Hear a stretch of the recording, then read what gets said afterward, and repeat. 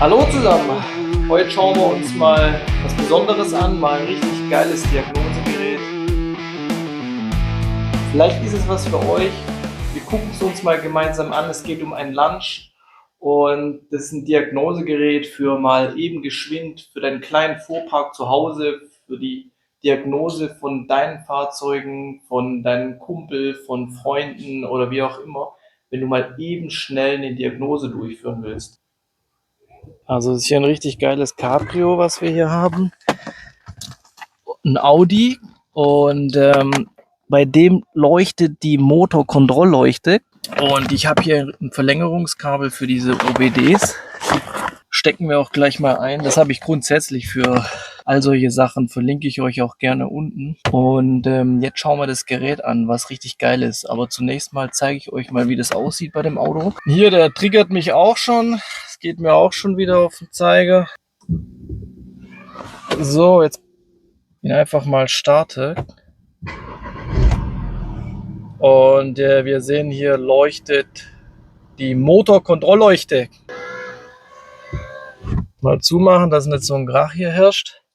So, mit welchem Gerät lesen wir das aus? Und zwar habe ich hier ein Sahnestück und zwar nennt sich das Lunch. Und das ist ein Diagnosegerät, mit dem du echt also die gängigsten Sachen checken kannst. Also wenn du jetzt hier deinen kleinen Fuhrpark zu Hause checken möchtest, mal hier rausholen das Ganze. Für unterwegs, für Freunde, für Oma, Opa, für Family, wenn du da mal was checken willst oder mal so einen kleinen Service machen willst, ja. Wenn du mal eben geschwind mal einen kleinen Ölwechsel machen willst, mal einen Service irgendwo, dann hol dir dieses Lunch, wenn du Bock drauf hast. Das ist jetzt ein Gerät, was richtig schön also in der Hand liegt, also richtig schön gummiert auch. Und also sieht wirklich hochwertig aus in der Verarbeitung und fühlt sich auch hochwertig an. Und ich hatte es schon mal ausgepackt, ich musste es eben updaten. Du tust es eben an deinen an deinen WLAN anschließen. Du musst es an dein WLAN zu Hause anschließen und dir erstmal die Updates runterziehen. Genau, so muss ich das hier, das ist eben hier, du hast so verschiedene Kabel mit dabei. Es ist jetzt mit einer Hand schwierig, aber ihr seht, ich krieg's auch hin. Dann stecken wir hier den Stecker ein. Es gibt auch noch ein Ladekabel mit dabei. Und jetzt stecke ich eben den Stecker hier rein in mein Verlängerungskabel und nicht in den OBD-Anschluss.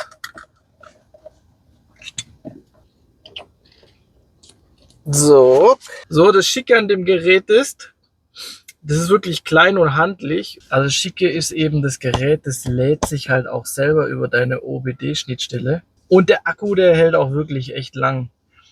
Und jetzt schauen wir das mal an. Also es gibt hier wirklich die verschiedensten Servicefunktionen und Diagnosefunktionen, wo du eben auch mal direkte Vergleichswerte dir rausziehen kannst, direkte Live-Daten rausziehen kannst vom Fahrzeug.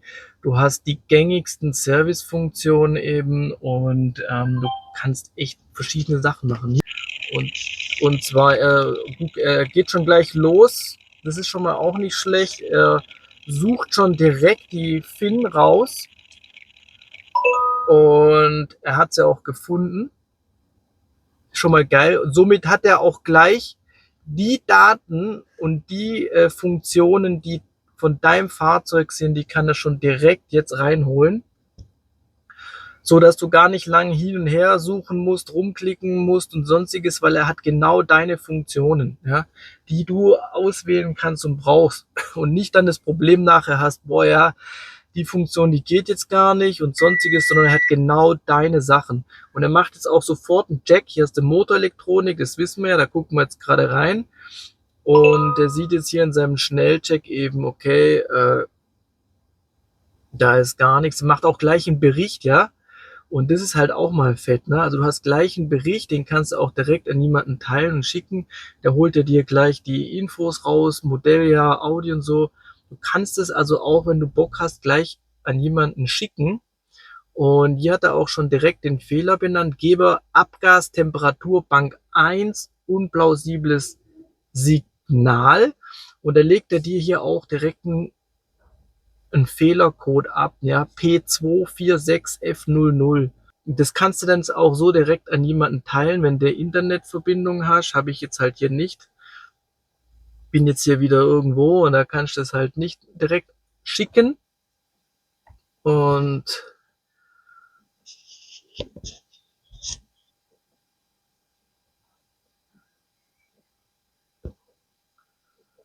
also hier kannst du jetzt hier kannst du direkt deine Codes auch reinschreiben.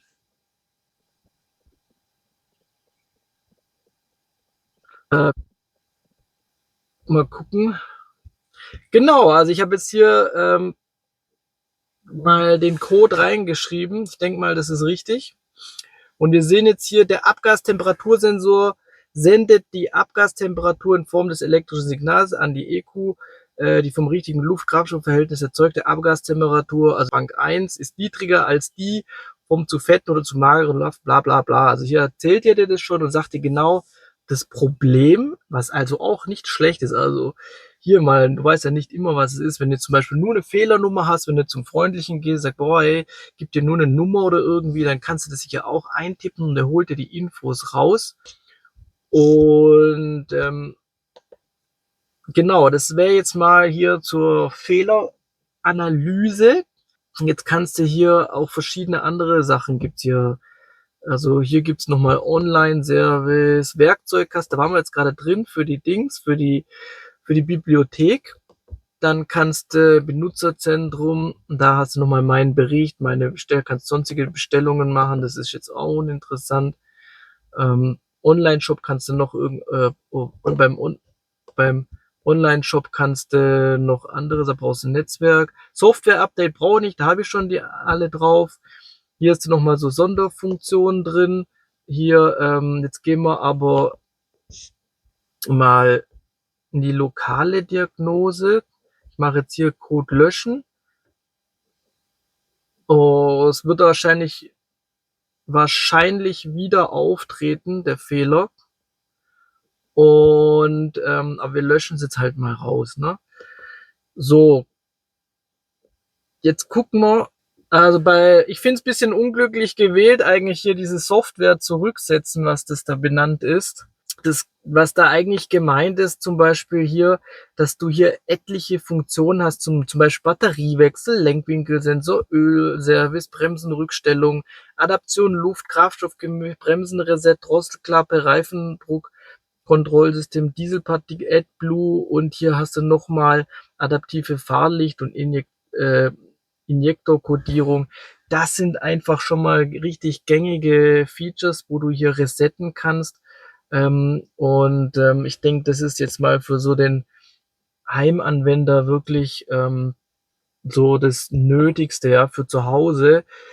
Wenn du jetzt mal eben geschwind kleinere Reparaturen machen willst oder einen Service machen willst, dann reicht dir das vollkommen. Wenn du jetzt eine Tiefendiagnose machen willst, dann kann das Gerät unter Umständen jetzt nicht völlig ausreichend sein. Dann brauchst du dann nochmal mehr Features und noch eine größere Tiefendiagnose, die dir mehr Möglichkeiten ergibt, wie Aktoransteuerung und sonstiges und so weiter.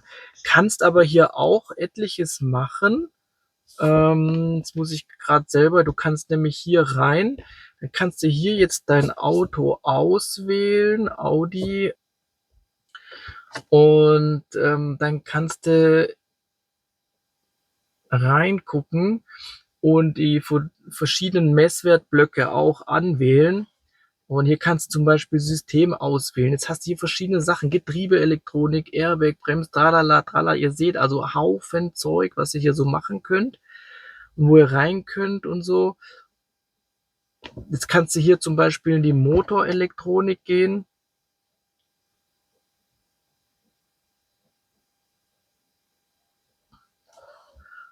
Und dann kannst du hier nochmal Fehler auslesen, DCs lesen. Schau mal, also gerade hat er keinen abgelegt, vielleicht nach dem Starten wieder. Datenstrom lesen. Das bedeutet, hier kannst du jetzt auch direkt Informationen dir vom Fahrzeug holen. Ja, also hier gibt es, guck mal, 512 Einträge, also auch etliche Informationen, die du hier holen kannst. Und da hast du auch Bank 2, Datenblock 2, Partikelfilter und tralala und schlag mich tot. Und jetzt kannst du hier auch sagen, ich suche irgendwas. Also ich versuche jetzt mal hier, muss er wahrscheinlich in den Teil 1 gehen. Tem Ja, jetzt habe ich mal Temperatur gesagt. Ja, ich will wissen, was ist die Außentemperatur vom was haben wir gerade, wie viel Grad haben wir gerade? Kühlmitteltemperatur ist ja auch mal interessant. Motor ist ja auch kalt. Da hast du jetzt alles mit Motoröltemperatur. Das kann er mir auch geben. Einfach mal nur hier jetzt just for fun bestätigen. Und jetzt hat er mir hier direkt ausgesagt, ja, Außenlufttemperatur haben wir jetzt 21 Grad. Ja, das kommt ungefähr hin. Motor 46 Grad, ja, das ist ja kalt, habe ich ja gesagt, das kommt auch hin.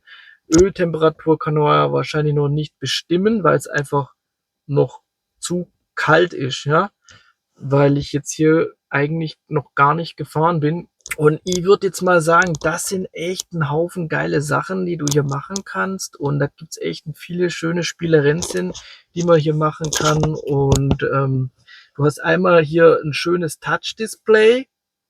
Und wenn du versaute Hände hast oder Handschuhe, dann kannst du hier auch die seitlichen Bedienungsfelder nehmen.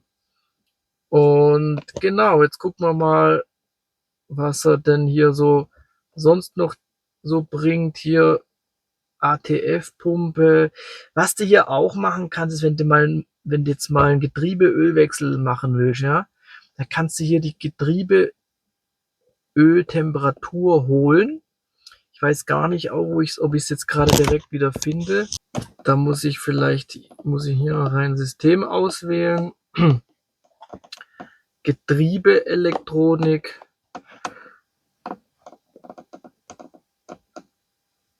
Und Datenstrom lesen.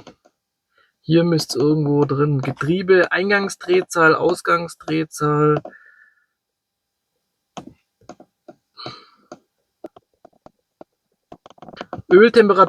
Öltemperatur, automatisches Getriebe. Ja?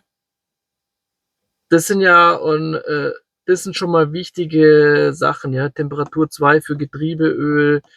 Da kannst du hier die Temperatur, auch wenn du mal hier einen Wechsel machst und so weiter.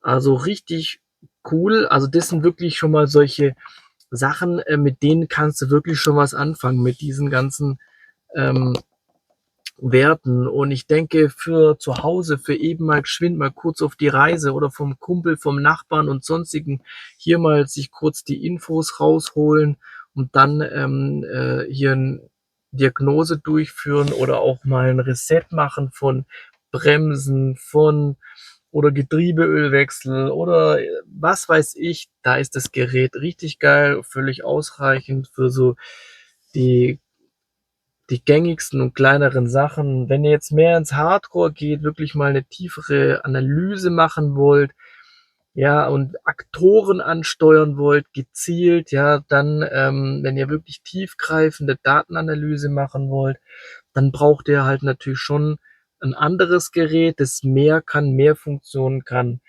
Aber so das Gerät jetzt für, sage ich mal eben gelegentlich völlig ausreichend und ist auch wirklich gute Qualität, das Gerät. Also finde ich echt mega geil und kann ich wirklich nur empfehlen und macht auf mich einen sehr, sehr guten Eindruck. Genau, jetzt schauen wir nochmal, ob der Eimer den Fehler dann wiederbringt und wieder ablegt, ja. Also aktuell bringt er noch keinen Fehler. Es kann sein, er kommt wieder irgendwann. Aber für den Moment ist er weg und ich denke mal, so lassen wir es erstmal, bis er wiederkommt. Also im nächsten Video schauen wir uns an, wie wir das Lunch verwenden, um den Sensor mal zu prüfen, was an dem defekt ist. Und da geht es dann um die Reparatur. Dann nehmen wir den dann wieder. In dem Sinne, ich denke, ihr habt hier nochmal eine Möglichkeit jetzt gesehen, wie ihr eure Fahrzeuge warten, checken könnt mit diesem Tool.